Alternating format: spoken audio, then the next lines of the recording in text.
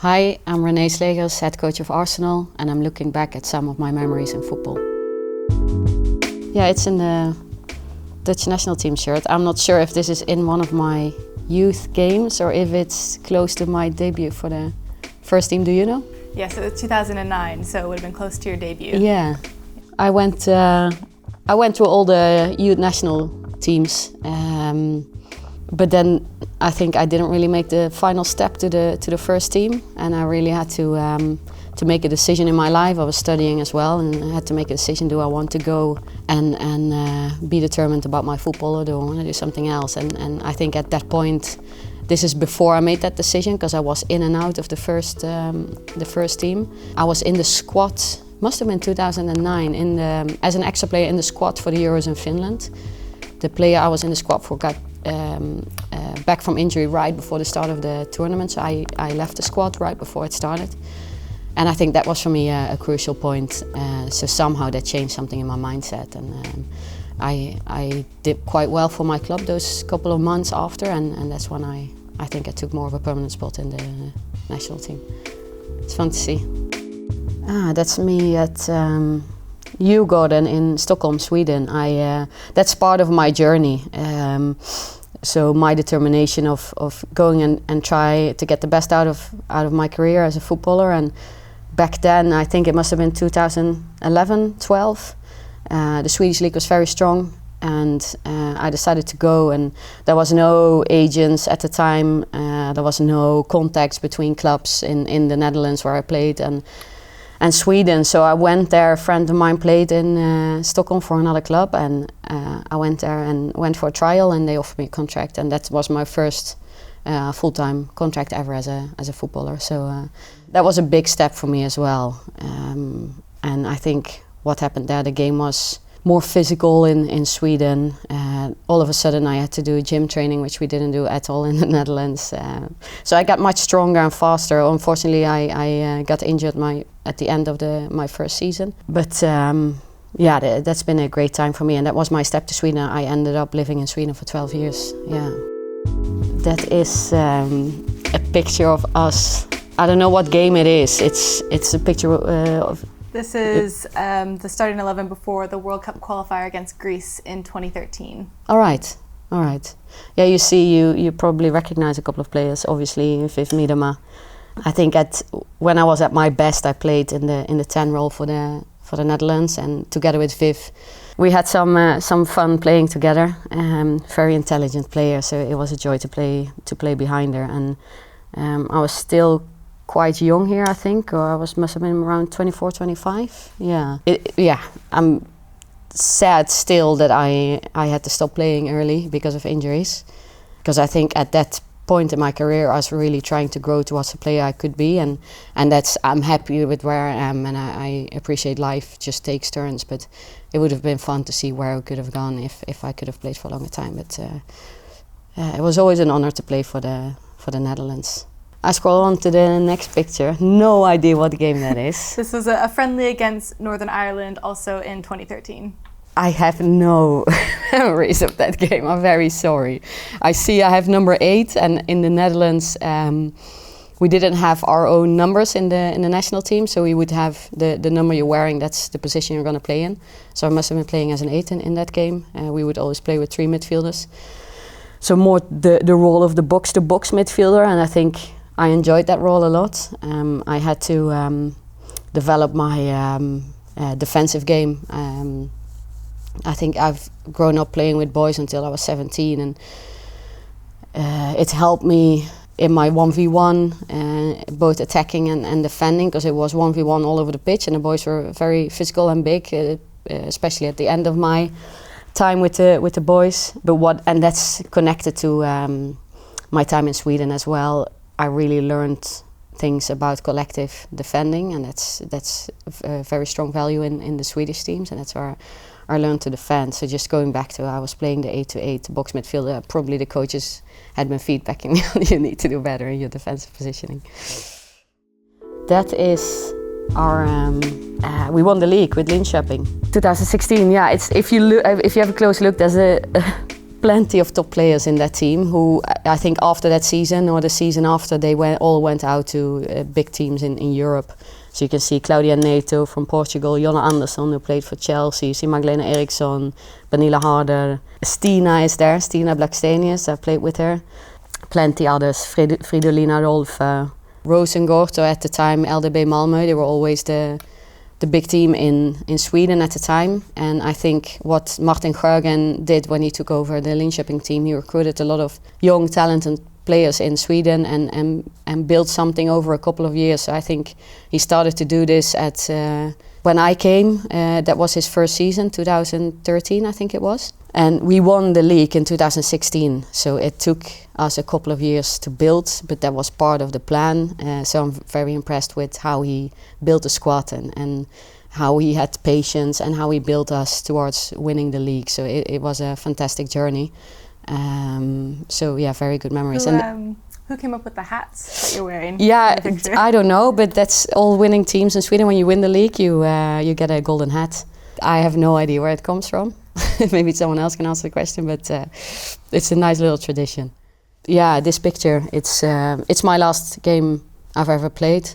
It is against England. It was the last game of the 2016 season. That was the last game I was going to play. After that, I was going to go on a holiday, and I started the game against England. It was played in Tilburg, the city where I lived many years. I played there for Willem II and I studied there, and so it was a special moment for me. It was the last game of the season in Tilburg, the city where I lived, where I had my friends and family. They were all there in the stadium. I started in the 10 role, I think. I was wearing number 14, which was my favorite number. But after 4 minutes, I think I go and press, and I turn back to go and defend, which the coaches told me I had to do. And then my knee goes, so I tore my ACL in that game, and that's the end of my career, because it was my second ACL. I've been suffering with quite some injuries during the time. So, and I tried to get back from the injury, but and it all went well. So my body is fine now, but I just felt there's been too many things going on with my body. I need to take care of it for the rest of my life. So I myself made the decision to stop playing at 26. So that was the end. Yeah. Does it bring back emotion looking at a picture like that? Not in that sense. It's just like I said at the beginning, what would be, because I was in a very good phase, I think, before, because I had a back injury right before this, so I was playing with painkillers, but right before that back injury, I was close to becoming the player that I thought I could be, and then it's just a shame that I never get to find out, to explore what I could be, but yeah, that's how it goes in life. So no, it's just it's strange to see again, because it feels at the same time, it feels close, and this is me. At the same time, it's also such a long time ago, and I'm at a total different place in my life at the moment. So yeah, this is my goodbye for the national team, together with Angela Christ, Marloes Piete and Sylvia Smith. So we all got our goodbye. I don't know exactly what game it was. Was it against, I can't see who it's against. Is it Ireland?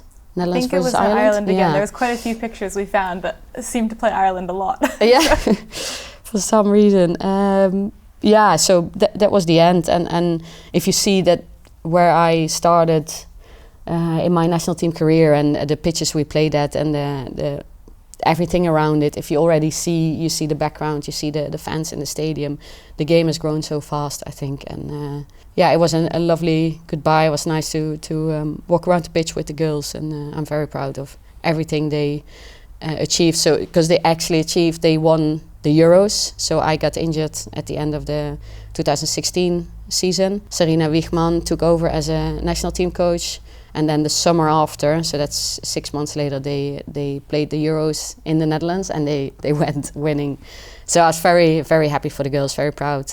But also that was hurting, of course, because I wanted to be part of that.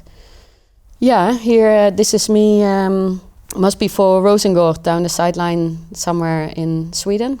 Yeah, so everything, I never planned to to become a coach. But yeah, when I got injured so early, there was an opportunity for me to go and do my training coach batches at the Swedish FA.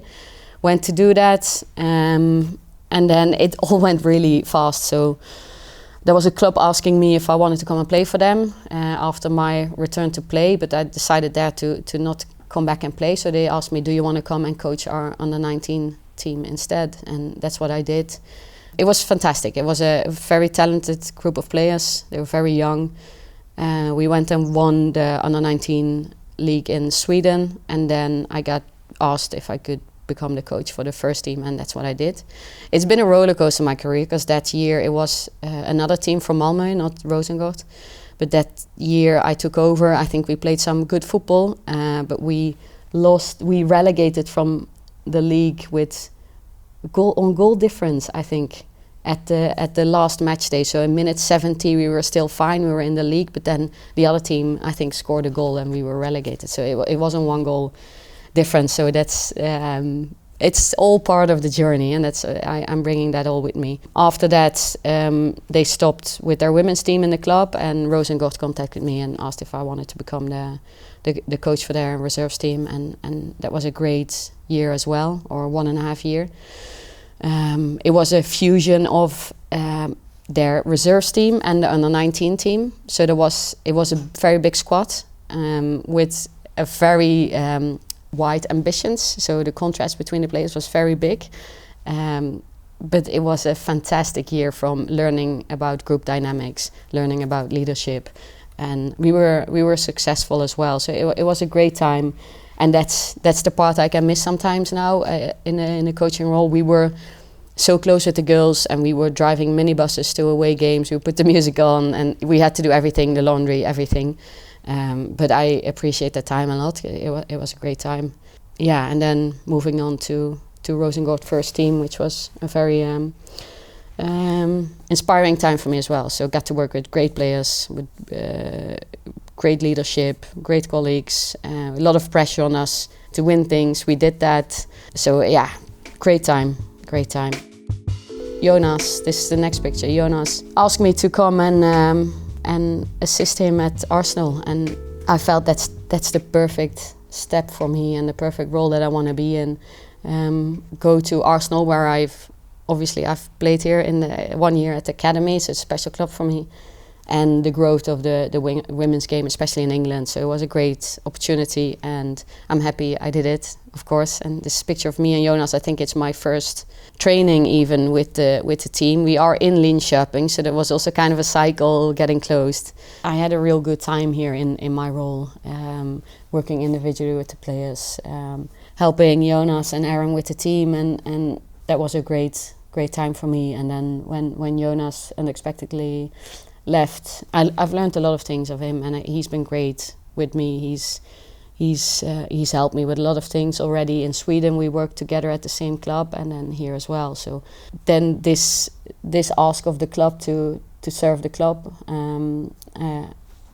of course I did it, because if that's what the team needs, then I will do it and step in. And I think that happened on a Tuesday, and this game was on a midweek, so that was Thursday, yeah. So there was 2 days to get the team ready for Vålerenga, and the girls have been brilliant. It was, for everyone, it was a big happening, and obviously emotions and questions about how to go forward, but everyone turned it around so quickly and got set on what was in front of us, and that was Vålerenga. Put the players on a page with motivation, and it came mostly from themselves, because they were very motivated to show something, and they did. So obviously I think we got a very early goal with Foxy scoring in the first minute, and we went to win that game. So that was a special moment, and yeah, that was good for the team. And yeah, but it was also sad, because it was strange not having Jonas there. So all that. And then I see the next picture. That's me signing the contract with Claire and Rich next to me. Yeah, the support of the club has been fantastic. They've been very clear with me during my interim period that they would always be there to support. And I think what the club is building around the women's team, it's we want to build something sustainable, and they want to work on all parts of the game. So the football, everything around it, what women's football means, what it means for society, what can we do and how can we impact. So I'm very proud to be a part of this, and this is of course a special moment. But I'm very happy with the support and the backing of them to me, but also for them and women's football at Arsenal and in general. This is the last picture then. It's me and Steph, I don't know after which game. This is your first game in charge as permanent head coach.